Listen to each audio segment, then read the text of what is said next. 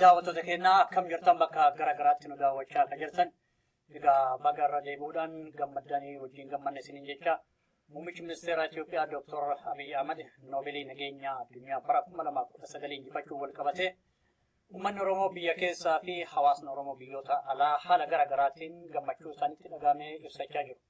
Haaluma kanaan hawaasa Oromoo Minnesota jiraatan keessaa gareedhaanis ta'e akka maatiitti namoonni walitti dhufuudhaan gammachuu isaanii ibsachaa jiru. Nuti so'immanni bakka kana argamuudhaan Langannoo reestooraantii kan Dr. Maarkos Bukuto keessatti gammachuu akka maatii fi hiriyoota wal ga'anii gammachuu qoodamaa jiran kallattiin isin dabarsinaa itti yaadda. Waan deemnuuf akkuma beektanii namni kun nama asiin durallee qabsoota natti adda ofiillee dhaabatee diina maqaan isaa ka beektanii yeroo geesse namni garii irra caalaan adda ofii dhaqee diina Dr. Abiy abbaa nagayaati osoo nagayaa kanaaf hin badhaafamin abbaa jaalalaati jedhee adda ofii mormatee diina addaan facaasee magaalaa Minnesota kaapitaalii irratti adda ofii jedhee nama san sagantaan asii afeerree kana aansee sagantaa keenya kaammaa itti kalaayee haasawa nu godhu Abdulrazak Naboo Baashakadir jedhama yookaan maqaa isaa qabsoo yeroon geesse kanaafuu yeroon geesse asii nu kalaayee.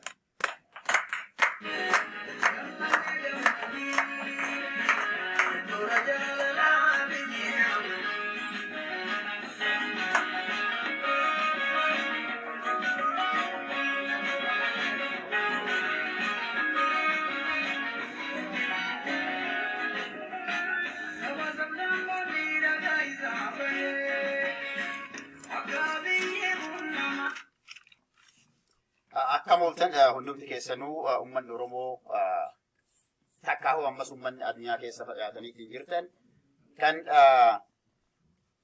hamileen keessan sababa lammiin keessan ilmi keessan filosoofii yookiin ammootu yaada walitti hidha'amuu wal jaalachuu fi dhiifama walii gochuu jedhuun gadi bahee seenaa Itoophiyaa seenaa Afrikaa jijjiiruu danda'e yeroo gabaabduu keessatti kan ammoo addunyaan laaltee madaaltee firii agarte sanaan ammoo badhaasni kun nama kanaan mala jettee badhaasa kana biyyoota tokko lama miti hedduun keenya hin beeknu ta'a.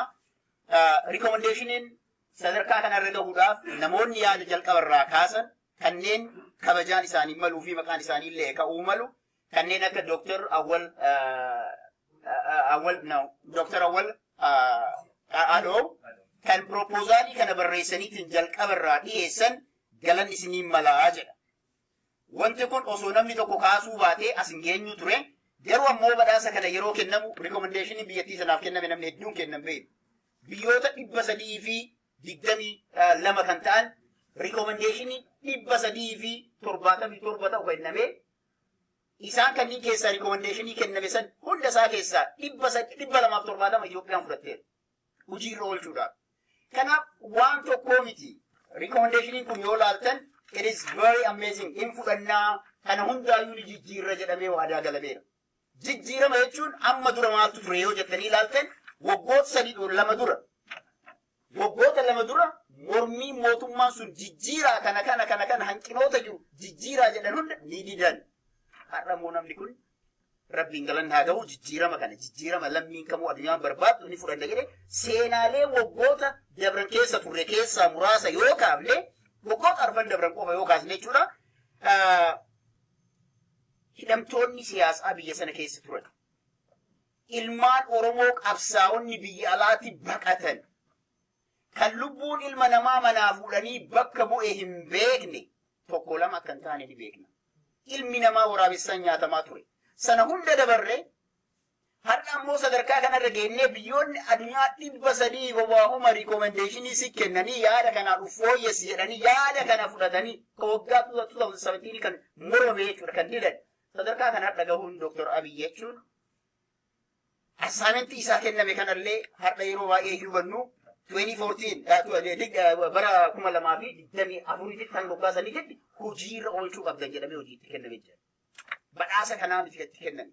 Ibiddarra kaayanii itti kennanii ilmaan Oromoo badhaa.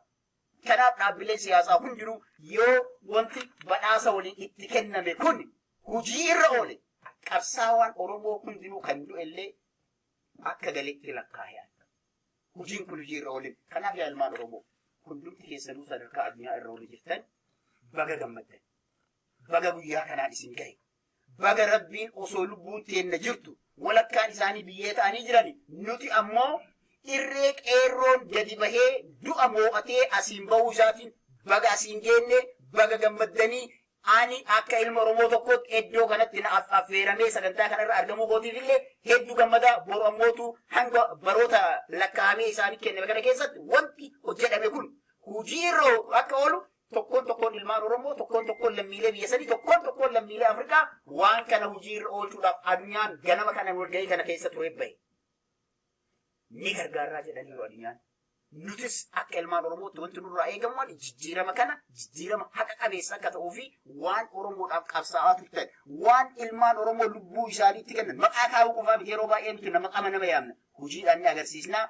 Rabbiin jarallee warra jijjiirama kana fuudhee lafarra kaayanii ilmaan teenna daraaraa jijjiirama kana akka dhandhamtu akka Rabbiin taasisu abdii guddaan qaba.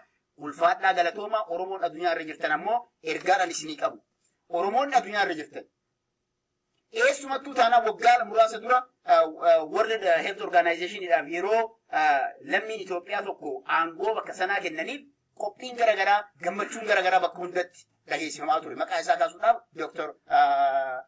Adhanom namichi Tedros Adhanom sadarkaa hundatti qophiin bakka aangoo argachuudhaaf kuni ammoo wanti har'a kenname kuni badhaasa nagaha buusuudhaaf wanti isin jalqabdan kuni waan gaarii. Kana itti fufaa jedhamee amaanaa wajjin itti kenname. Kana qofaa miti. Isteetmentii jarri barreessan keessatti badhaasni kun Dr. Abiy akka nam tokkootti qofa osoo hin taane namni jijjiirama Itoophiyaa kana keessatti gahee qabdan kamuifuu badhaasni kun isa keessan hundaa jedhamee kennameef.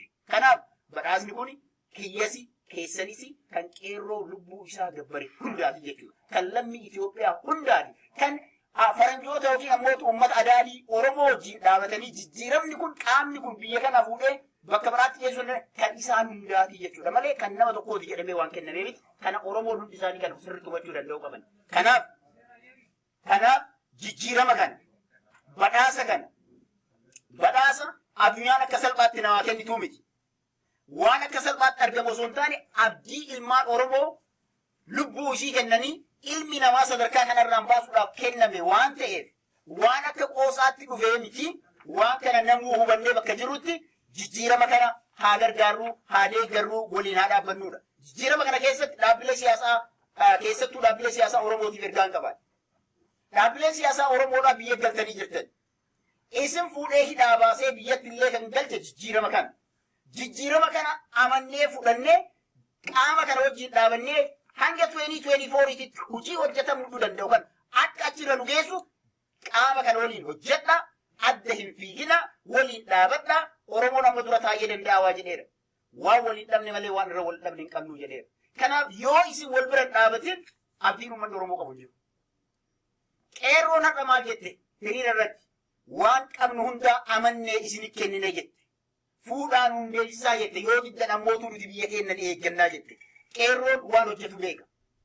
Qeerroon Oromoo badhaasni kun badhaasa Dr. Abiyyiif dhuunfatti kenname osoo hin taane du'a moo'attanii saba keenyaaf kana booda gabrummaa baannee hin deemnu asirratti nurraa dhaabbachuu qaba jettanii qaama biyyattii sana diiqaatiin ture fi akka fedhe godhaatiin ture san hunda qe'ee irraa baanii galchitan. Dhugaa jirtu kana. Hadha ammoo kana fuunee abbaa biraatiin kennamu badhaasni kun adda durummaadhaan badhaasa qeerroo Oromoo injiina qabsoo Oromoo akka ta'e beekaa.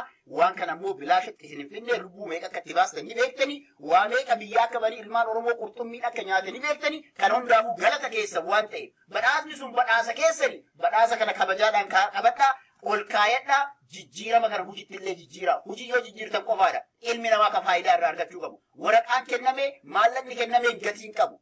Lafarratti ilmaan Oromoo achirraa akka fayyadaman gochuudha. Badhaasa 9,900 kenname doolaara kenname kan amma dura Mallas Zeenaawii maal godhe? 200,000 doolaara misoomaan argate.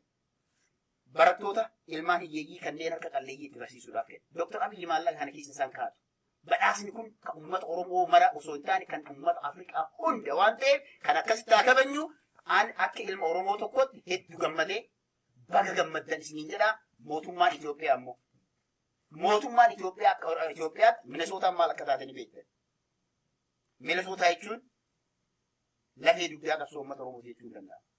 Oromiyaa xiqqoo jennee yaadna. Amaanaa 24 hojiirra geettan jettaniitiin isinii kenname kana qabxiilee 270 fudhattan kana 270 ba'aa guddaadha. Ibiddarra akka isin kaayan beekaa. Kana booda akka ilmaan Oromootitti dhaabbileen siyaasaa Oromoollee dhaabbileen siyaasaa biyya san keessa jirtanillee mootummaan kun kan ittiin madaalamuu fi badhaasni kunillee hojiirra ooluu kan ittiin mirkaneeffannu qabxiilee 270 fudhatan kana ka ofii isaaniitti 327 kennan keessa filatanii fudhatan kana madaaluudhaan waan ta'u kanaan madaala gaafii keessan karaa nagahaatiin gaafadhaa. Lolaa fi jeequmsarraa wanti biyyattiin sun argatu hin jiru. Marii keessan naannawa xarapheezaa waliin ta'aatii mari'adhaa. Ammaaf kanuma jedhaa ulfaadhaa galatoomaa. Biyyi tun of dura deemti. Of dura deemti. Of duuba deebisuun hin danda'amu. Waan of duuba hin deebisneef gufuu hin ta'inaa. Gufuu ta'uun keessan suuta harkisa malee qabsoo uummata gabroomee gabrummaa jalaa bahee inchi takka of duuba deebisuun hin danda'amu. Kana beekaatii qeerroo wajjin of duraa sochoodha. Galatoo manaaf jiraadha.